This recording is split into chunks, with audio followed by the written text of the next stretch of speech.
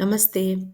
अद्यतन पञ्चाङ्गं विश्वावसु संवत्सरः दक्षिणायनं शरदृतुः आश्विनमासः कृष्णपक्षः एकादशी तिथिः मघानक्षत्रं गुरुवासरः। सूक्तिः न समुद्रतलमस्पृष्ट्वा नरो विन्दति मौक्तिकम्. Pearls cannot be obtained without diving deep in the ocean.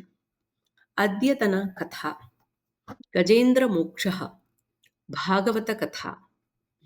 एकस्मिन् सुन्दरवने एकः गजः कुटुम्बेन सह निवसति स्म। सः गजः एकदा सरोवरम् आगतवान्।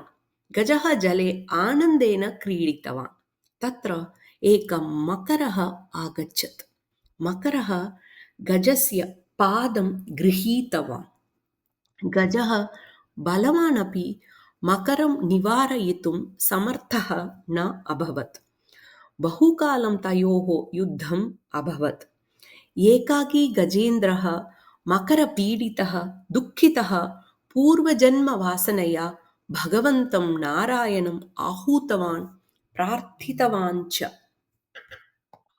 ॐ नमो भगवते तस्मै यत एतच्चिदात्मकं पुरुषाय आदिबीजाय परेशायाभिधीमहि।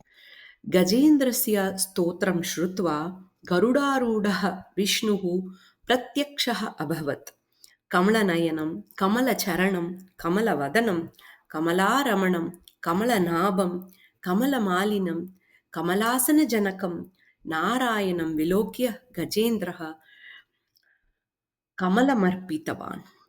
नारायणः करदण्डेन गजस्य शुण्डादण्डं गृहीत्वा तं गजेन्द्रं सरोवरात् उत्तारयितवान्।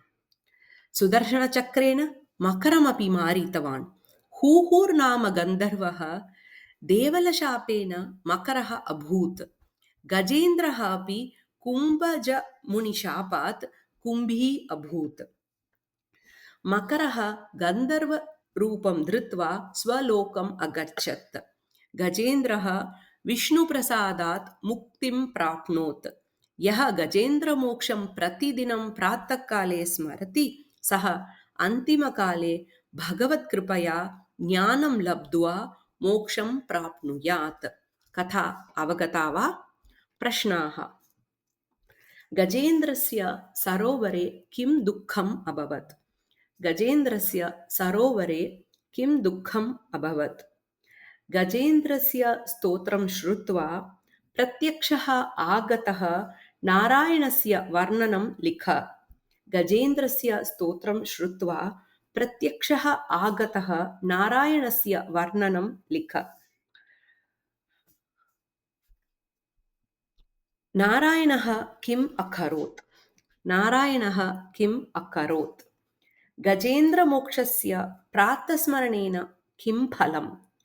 गजेन्द्रमोक्षस्य प्रातस्मरणेन किं फलम्? धन्यवादः।